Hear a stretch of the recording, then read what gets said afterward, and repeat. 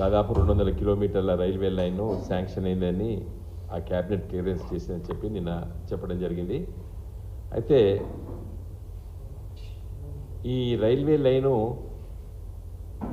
చాలా ముఖ్యమైన railway line. ఎందుకంటే తెలంగాణ ప్రజలు ఏదో రైల్వే లైన్ అని ఉంటారు కాబట్టి దీన్ని కొంచెం స్పష్టంగా మన తెలంగాణ ప్రజలకి ముఖ్యమైన నాయకులకి అందరూ కూడా తెలవాలని చెప్పి ఈ పత్రికా విలేకరుల సమావేశం.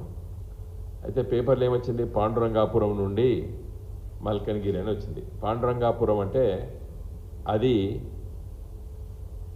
కొత్తగూడెం నుండి మనుగూరుకు వేయేటువంటి ఆ రైల్వే లైన్లో ఒక రైల్వే స్టేషన్, దాని పేరు పాండురంగాపురం.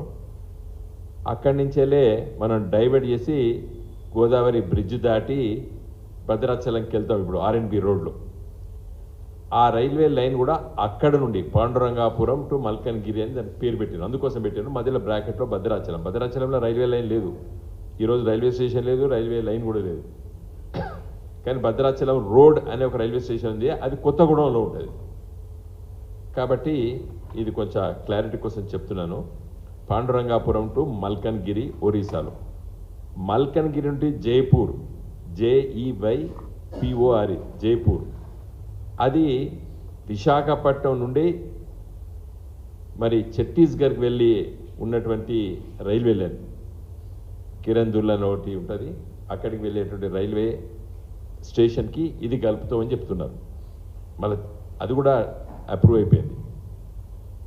సో ఇది ఎందుకు ముఖ్యం, చాలా ప్రాముఖ్యతతో కూడుకున్నటువంటి రైల్వే లైన్ ఇది.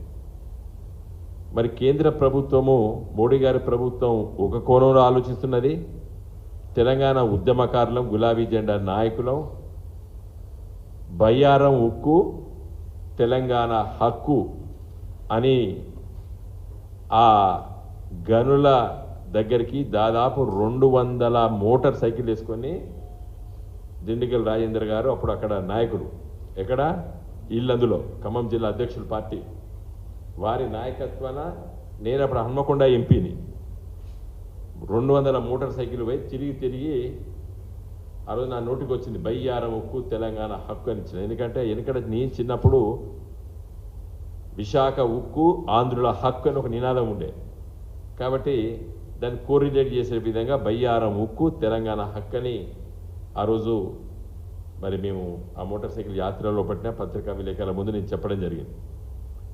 అదే నినాదంతోనే గత 15 సంవత్సరాలు కొట్లాడుతూనే ఉన్నాం బయ్యారం ఉక్కు తెలంగాణ హక్కని. మీకు అందరికీ తెలుసు, ఆంధ్రప్రదేశ్ రాష్ట్ర విభజన చట్టంలో చాలా స్పష్టంగా షెడ్యూల్లో పొందుపరిచారు. ఏది, బయ్యారంలో స్టీల్ ప్లాంట్ ఏర్పాటు చేయడానికి sale steel authority of India limited ఒక డీటెయిల్ ప్రాజెక్ట్ రిపోర్ట్ సబ్మిట్ చేస్తుందని చెప్పడం జరిగింది. సేల్ అధికారులు కూడా నవంబర్ 2014 రిపోర్ట్ కూడా ఇచ్చారు. దాంట్లో వాళ్ళు కొంత మీమాంస, ఇక్కడ ఉన్నటువంటి బయ్యారం ఉక్కు నాణ్యతతో లేదు, ఇది ఇక్కడ ఎక్స్క్లూజివ్ స్టీల్ ప్లాంట్ పెట్టే అంత మంచి ఐరన్ ఓర్ లేదు ఇక్కడ బయ్యారంలో, కేవలం పెలెట్స్ తయారు చేయడానికి పనికొస్తుంది. ఇంకా రేపు ఐరన్ ఓర్ అంతా ఈ దేశంలో పోయిన తర్వాత నాణ్యతతో కూడుకున్నది అయిపోయిన తర్వాత దీనిని ఉపయోగించుకోవచ్చు నెక్స్ట్ జనరేషను అని చెప్పి వాళ్ళ రిపోర్ట్లో ఇచ్చి వాళ్ళు ముందుకు రాలేదు. సేల్ ఇది ప్రభుత్వ రంగ సంస్థ. ప్రభుత్వ రంగ సంస్థ బాధ్యతతో కూడుకున్న విధంగా పనిచేయాలి. గత 10 సంవత్సరాల నుండి పార్లమెంట్లో మేమందరం ఎంపీలుగా ఉన్నప్పుడు, తర్వాత మా కొలీగ్ ఎంపీస్ మళ్ళీ రెండోసారి గెలిచిన వాళ్ళు వీళ్ళందరూ కూడా కొట్లాడినాం. బయ్యారంలో ఉక్కు కర్మాగారం, బయ్యారం అంటే బయ్యారం ఊర్లో కాదు, చుట్టుపక్కల ఎక్కడ ఉంటే అక్కడ వీలైతే అక్కడ పెట్టచ్చు, దాని తప్పేం లేదు. అయితే సేల్ అథారిటీ వాళ్ళు కూడా అక్కడ ఏదో పాల్వంచి దగ్గర ఏదో గ్రామం చూసినాం, అక్కడ ప్రభుత్వ భూమి ఉంది 20,000 ఎకరాలు అట్లా ఇట్లా కూడా రాసుకున్నారు. కానీ ఈరోజు దాన్ని మేము పరిశీలన చేసి ముందుకెళ్తున్న సందర్భంలో national mineral development corporation NMDC వాళ్ళు ఒక స్టడీ చేసుకున్నారు. వాళ్ళంతటా వాళ్ళు స్టడీ చేసుకొని దీనికి ఛత్తీస్గఢ్లో బెల్లాడిల్లా అంటే NMDC గనులు ఉక్కు గని ప్రాంతము, NMDC అక్కడ ఉక్కు ఐరన్ ఓర్ని తీస్తుంది, ఖనిజ సంపద తీసి వేరే తీసి ఈ దేశంలో ఉన్నటువంటి స్టీల్ ఫ్యాక్టరీస్కి అన్నిటికీ పంచుతుంది, అంటే అమ్ముతుంది. తర్వాత విదేశాలకు కూడా ఎక్స్పోర్ట్ చేస్తుంది ఎన్ఎండిసి. అది దాని హెడ్ క్వార్టర్స్ మన హైదరాబాద్లో ఉన్నది, ఇక్కడ మెహదీపట్నంలో ఉన్నది, పెద్ద బంగ్లా ఉంటుంది అక్కడ మెహదీపట్నంలో ఎన్ఎండిసి. ఆ అధికారులతో కూడా మాట్లాడినాం మేము ఎంపీలుగా ఉన్నప్పుడు, కేసీఆర్ గారు సూచన చేస్తే. అయితే వాళ్ళు ఏం చెప్పారు, బెల్లాడిల్లా నుండి ఇక్కడ వరకు రైల్వే లైన్ ఉంటే మంచిదండి, మేము విశాఖ ఉక్కుకు ఈ బెల్లాడిల్లా నుంచి వెళ్ళి ఛత్తీస్గఢ్, తర్వాత ఇంతకుముందు చెప్పిన జైపూర్ ఒరిస్సా నుండే విశాఖపట్నం ఉక్కు కర్మాగారానికి పోతుంది. అంతకంటే దగ్గర ఇది ఏది మన బయ్యారం లేదా పాల్మంచ్, ఏదో ఈ ప్రాంతంలో ఎక్కడైతే అక్కడ 150-160 కిలోమీటర్లతో డైరెక్ట్గా లైన్ వస్తుంది. మరి మాకు అట్లా ప్రయత్నం చేయాలి, కానీ అది ఎన్ఎండిసి వల్ల మేము రైల్వే లైన్ మేము వేసుకోము, కేంద్ర ప్రభుత్వం రైల్వే లైన్ వేస్తే మేము మంచిగా మాకు ఈజీ మేము పెడతామన్నట్టు వాళ్ళు సూచనప్రాయంగా ఆ రోజులలో మాటలలో చెప్పారు.